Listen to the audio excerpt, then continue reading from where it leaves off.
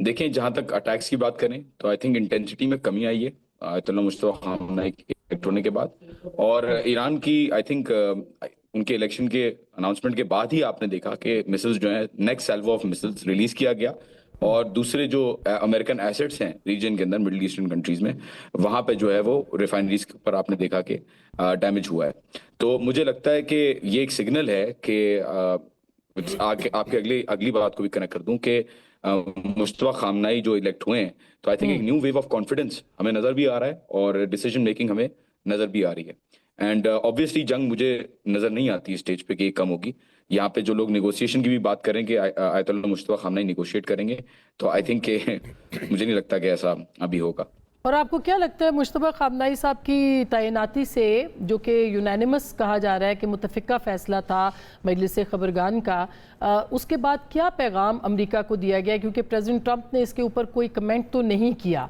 अलबत्ता ये कहा जा रहा है कि जो मज़ीद सख्तगिरी होगी ईरान के रवैये में, जो कि वो कह रहे थे कि आयतुल्लाह अली खामनाई की शहादत के बाद उनकी पसंद का कोई लीडर जो है वो बना दिया जाए। तो ये क्या पैगाम है जो ईरान की तरफ से दिया गया है?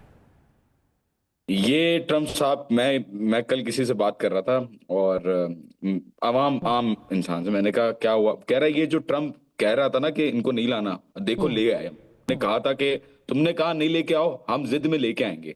तो ये अजीब सी एक मैंने देखा कि एक वो है यहाँ पे लोगों को बिल्कुल यूनानिमसली, मैं जब स्ट्रीट्स पे निकला हूं तो मैंने देखा सड़कों पे रश भरा हुआ था। और जब अनाउंसमेंट हुई है, मिस शिराजी आप भी देखें कि वहां पे किस तरीके का सेंटिमेंट है लोगों का। तो मिलिट्री और पॉलिटिकल लीडरशिप ने तो ऑब्वियसली उनको बिल्कुल वेलकम किया। और मेरिट के हिसाब से भी अगर देखें तो मैं पहले से कहता आ रहा हूं कि Ayatollah Mustafa खामनाई is the likely choice. और क्योंकि पॉपुलर सपोर्ट उनके पास है, वो एक वॉर हीरो हैं। 17 साल की उम्र में उन्होंने जंग लड़ी। वो 17 साल उन्होंने दरस खारिज और जो मदरसा इनका है, बहुत पॉपुलर टीचर भी रहे हैं। और सपोर्ट भी उनका मिलिट्री क्लास के साथ जो सपोर्ट रहा है, जो सिपा के साथ और इन सब चीजों के साथ, वो बहुत ज्यादा रहा है। So he was the practically the most popular choice for the people and for the खबरगान। मैंने 3 घंटे पहले, जब ये अनाउंसमेंट हुई थी, उससे 3 घंटे पहले मैंने ट्वीट डाला था कि the election has been done, हो गया, अनाउंसमेंट का वेट करें। देखिए वहां पे ये हो रहा था कि मुस्तफा खामनाई, उल्टा मुस्तफा खामनाई, ये होता है ना कि बंदा रेस में दौड़ा होता। ईरान के अंदर जो खबरगान का सिस्टम है, उसमें रेस में नहीं दौड़ते लोग। जो मुस्तैदीन हैं वो 88 मेंबर्स अपनी अपनी राय देते हैं कि उनके हिसाब से किसको सिलेक्ट होना, इलेक्ट होना चाहिए एज द सुप्रीम लीडर। और प्रॉब्लम ये हो रहा था, जहां तक मुझे पता है, प्रॉब्लम ये हो रहा था कि मुस्तफा खामनाई खुद नहीं मान रहे थे कि भाई मुझे आप नहीं बनाओ। तो खबरगान बहरहाल उन्होंने मेजोरिटी के हिसाब से, उन्होंने कंसेंसस, ओवरवेलमिंग और खुद कंसेंसस के आयतुल्लाह साथ खामनाई उनको भी नहीं मजबूर किया। चाहते थे कि वो उनकी जगह बने या यस उनके यस, साहबजादे वो सरप्राइजिंगली उन्होंने ये, हम्म। जी जी जी जी, ये कहानियों में ऐसा लगता है कि आप वो, मतलब ये कोई कहानी नहीं बता रहा मैं सीरियसली। मतलब वीडियो पहले भी आयतुल्ला खामनाई की भी आ गई थी, श्योर इनकी भी जो कोई अगर ऐसी कोई चीज हुई है तो वो सामने आ जाएगी। बट मेरे तफसीलात के मुताबिक ये इशू हुआ था और उन्होंने इनफैक्ट आयतुल्ला मुस्तफा खामनाई ने रेजिस्टेंस शो की थी कि भाई आप, बेहतर होगा आप किसी और को देखें। और जो ये भी बताइएगा कि जो कल हमले हुए तेहरान पे, खास करके जो वहाँ पे जो ऑयल रिजर्व्स थे उनके ऊपर अटैक हुआ है, उससे कितना नुकसान हुआ है? और 30 जो ज़ख़ीरे और तबाह हुए हैं, उससे क्या नुकसान हुआ है? क्या मईशत को भी, और अभी तक तो नॉर्मल चल रहा था ईरान के अंदर, अब कितना उसका असर होगा?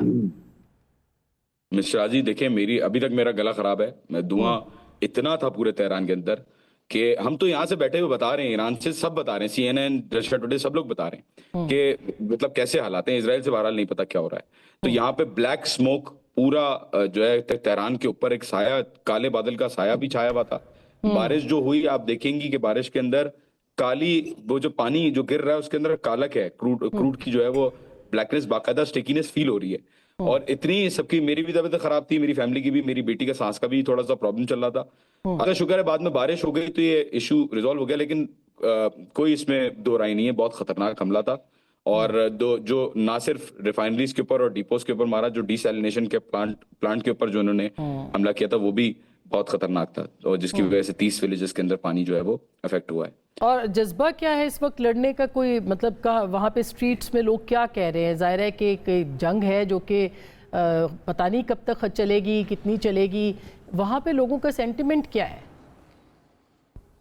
देखें, लोग जैसा कि मैंने कहा, लोग मेरे ख्याल में बदले के ऊपर जो है बहुत ज्यादा इंसिस्ट कर रहे हैं। और अभी उनकी बस मकसद यही है कि अमेरिका को, लोगों का एटलीस्ट सेंटिमेंट ये है कि आप अमेरिका और इसराइल को डिफीट करें।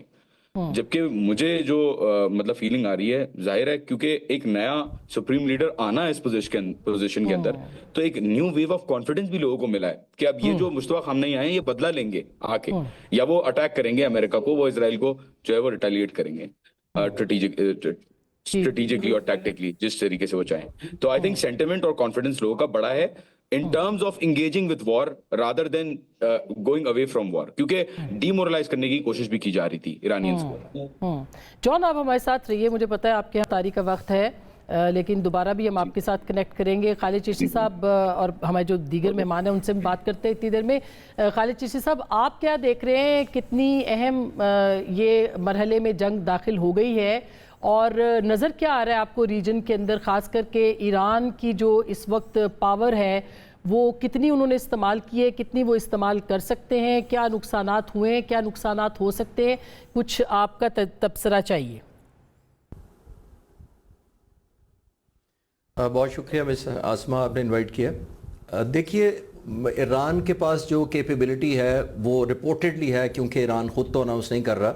इनके पास जो शाहिद ड्रोन है, कहा जा रहा है इनके पास तकरीबन 80,000 हैं, और 80,000 इसके बावजूद हैं कि इन्होंने रशिया को एक्सपोर्ट भी किए हैं, जो उसने यूक्रेन के खिलाफ इस्तेमाल किए हैं। इनके पास 50,000 के करीब जनरल पर्पस मिसाइल्स हैं।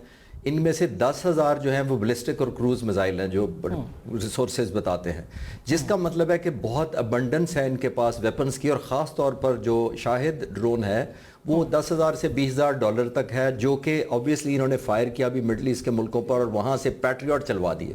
और कितने पैट्रियट चलवा दिए वो मैं नहीं बताता आपको। यूक्रेन के प्रेसिडेंट ज़ेलेंस्की ने जो कहा है, उन्होंने गिला किया है प्रेसिडेंट ऑफ यूएसए के साथ कि मुझे पूरी जंग के दौरान 200 पैट्रियट नहीं दिए गए, और इन्होंने खुद अपनी जंग में 8 दिनों में 2,000 पैट्रियट चला दिए हैं। तो अब आप खुद अंदाजा लगा लीजिए कि कितनी एग्जॉशन हो सकती है। और पैट्रियट मिसाइल जो है वो तकरीबन 3 से 4 मिलियन डॉलर का एक पीस है, एक मिसाइल। तो एग्जॉशन तो बहुत ज्यादा हो रही है।